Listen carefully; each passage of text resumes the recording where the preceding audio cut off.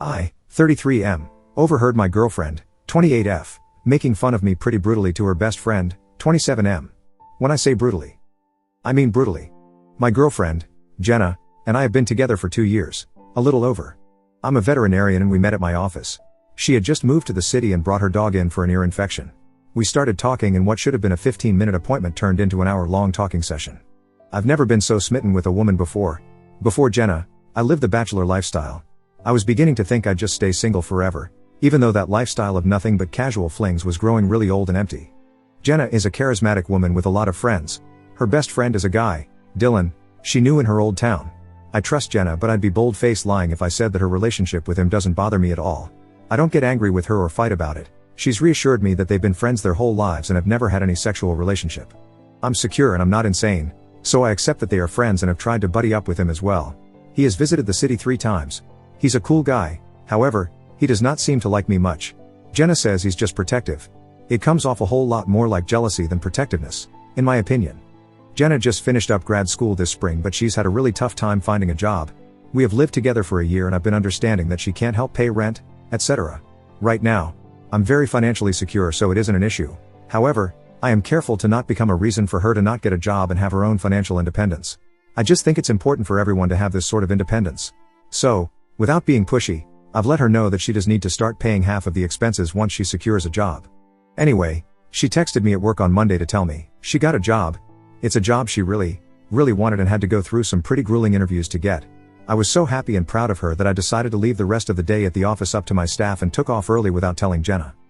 I bought her favorite booze, grabbed a bunch of Chinese takeout, her favorite, and bought her flowers. I had bought her a nice necklace that she'd seen at a store a couple of weeks ago. Nothing super extravagant, but it has a shark on it and that woman is just obsessed with anything to do with sharks. I'd hidden it in the basement and figured I'd give it to her soon. Totally surprise her with tea once she'd forgotten about even seeing it in the store. I got home and came in the side entrance to the basement so I could grab the necklace and then surprise her. When I came up the basement steps and opened the door, I could hear her talking on the phone. Normally I wouldn't stop and listen, but I heard her laughing uncontrollably, like belly laughing. It was pretty cute, so I figured I'd wait for her to get off the phone before I surprised her. She was talking to Dylan. Nothing new there, they talk at least once a week. Then I heard what they were laughing about.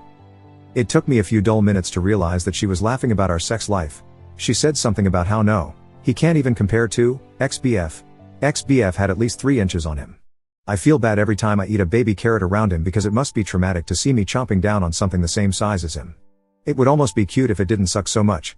His body is amazing as long as he keeps his boxers on. Lots of laughter.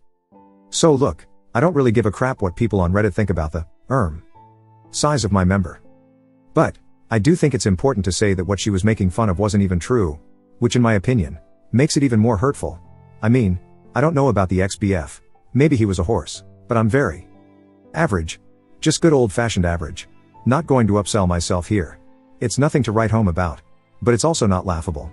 I've never felt self-conscious. It is what it is. To hear her ripping me apart to this guy that she knows I have some concern about was just beyond hurtful. Hurtful doesn't cover it. She also made fun of me for being gorgeous but not super smart. I'm actually highly educated. This isn't even remotely a concern of mine. I know I'm smart. Gorgeous and super smart with an average-sized penis. Thanks very much. I left after that. Did I throw the flowers out of my car window? Yes. Did I cry in a parking lot? Yes. I think she may have heard the basement door close. Maybe she even saw my car driving away, because she started texting me pretty quickly after I left, asking when I was coming home. That was Monday and I haven't brought it up. I don't know how. I think I'm still processing everything. It's horribly embarrassing and hurtful. But damn, I love this girl. Not saying I'm going to forgive her necessarily. I just want to stress how hard this whole thing is for me. I know I need to bring it up to her. But how? Any suggestions on how to start this conversation with her? I'm extremely hurt and I don't know if I can forgive her for this. TL, doctor, my girlfriend made fun of me with her male friend. About our sex life / my penis. Pretty hurtful stuff. I feel like a puppy that just got kicked in the face. Joking aside, I'm devastated. I was planning to propose in the next few months. Now I don't see how I can even forgive her and stay with her. Advice? Edit. Wow. Hey, thanks everyone. I just wanted to add that I definitely will be breaking up with Jenna. I grabbed a beer with 3 of my friends tonight and told them. Their sentiments match the majority of yours. Dump her and do it quick. I called my mom and told her about it. Yes, I told her everything. Embarrassing as it was, we are pretty close and I wanted to tell her the whole story, and I've never heard her so angry about anything. She knew I'd bought a ring for Jenna. I will post an update after I do it, probably tomorrow. Though it may take me a couple of days to post about it. I'm going to be pretty wrecked emotionally.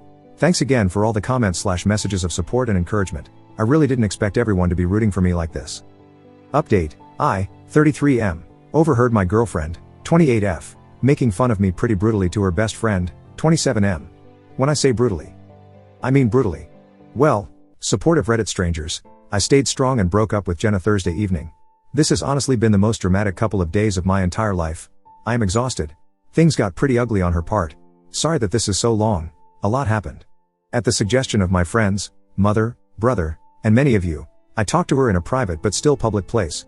The thought behind it was that someone who can be so cruel and reveal herself as a liar is potentially capable of trying to turn things around on me and say that she left me because I hurt her or some other nonsense. I'd like to think she wouldn't do something like that, but who knows, especially after everything that has happened. Better safe than sorry. I thought about just boxing up her stuff and breaking things off with no explanation. But it has been over 2 years together. I decided the best thing to do is to confront her calmly and then hear her out. If she had an explanation, I wanted to hear it, even if it didn't change my decision to break up with her. So I took her to a wine bar in downtown that has those little individual booths with half curtains. She's been sugary sweet since Monday, which tells me she either A, felt guilty about what a jerk she was, B, thought I might have hurt her, or C, she just knew I'd been acting distant and was totally clueless as to why. So she dressed up really nice and, despite everything that has happened, I can admit that she looked stunning. She was also very affectionate and kept making a lot of sexy comments about all the things she wanted to do to me later. Normally, my precious little baby carrot would have been thrilled by this, but given the circumstances, it was difficult to hear and act normal. I had rehearsed what I was going to say to her over and over, so as soon as we sat down and got our wine, I started. I can't remember word for word.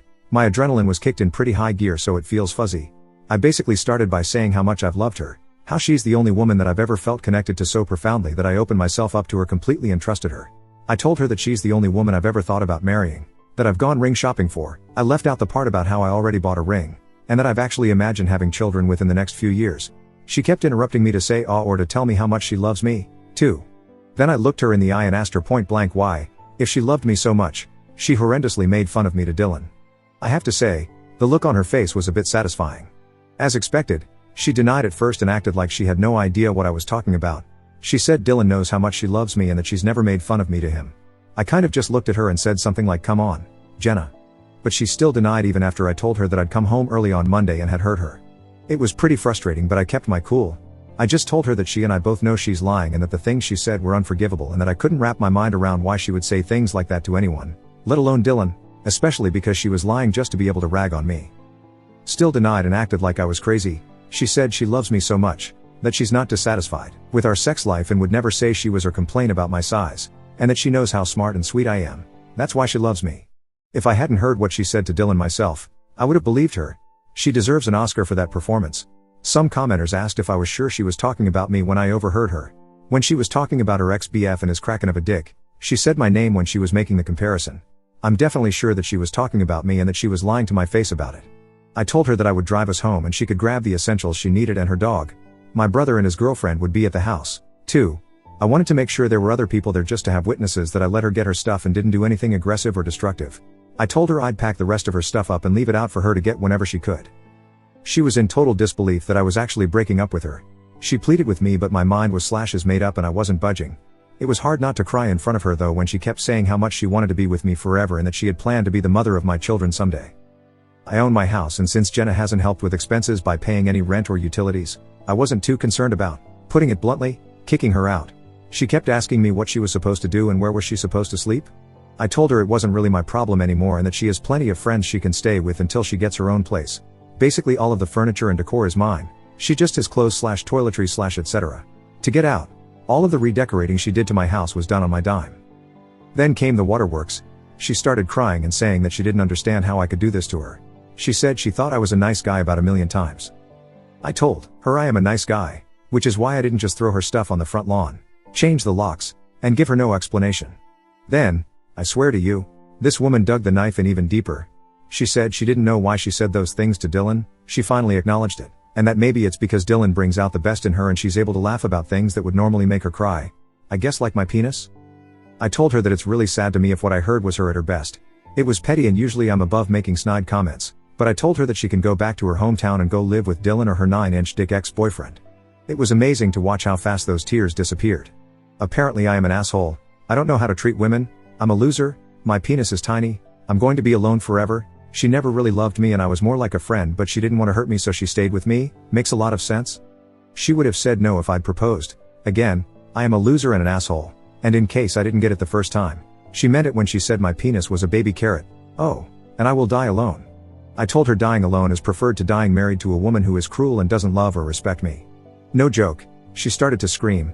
Not words, just a long, extremely loud scream. It was alarming, and then she just booked it out of there after calling me a disgusting pig.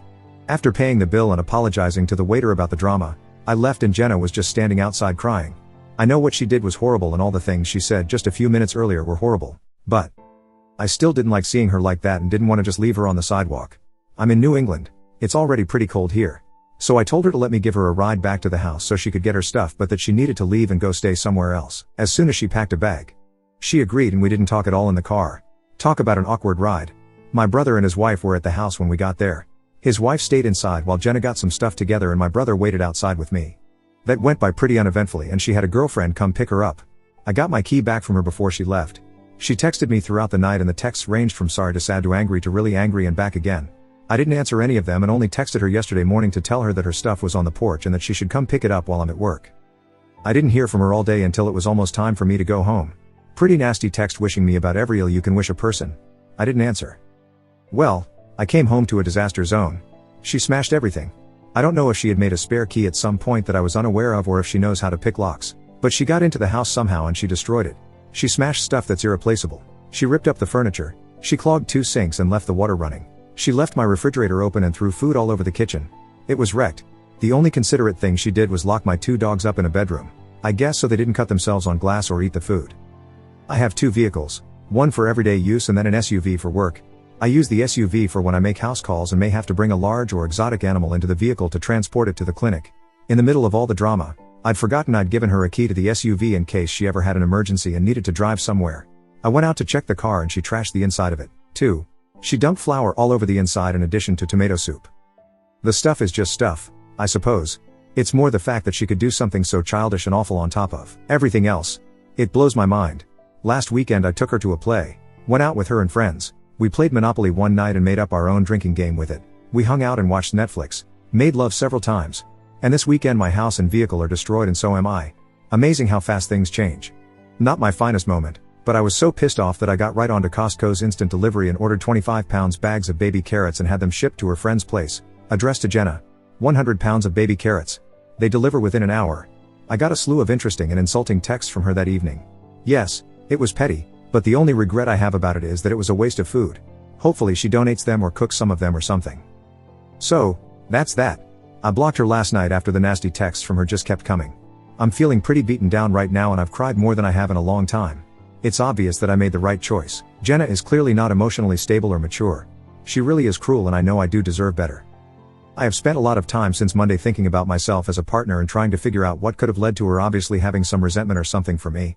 I'm going to be 100% honest here. I work a lot. I try to still make time for the people I love and I try not to bring work home with me when I've had a bad day. But sometimes I do. I know this. Jenna and I have fought about it before and I have really tried to pace my days a certain way so that I can get home at a reasonable time and I've tried to leave bad days at work as much as I can. However, anyone who is a vet or has worked with one knows we're always on call for emergencies. Sometimes we have patients that we have to check on or stay with throughout the night. Time off can be challenging. It's doable, but it's challenging.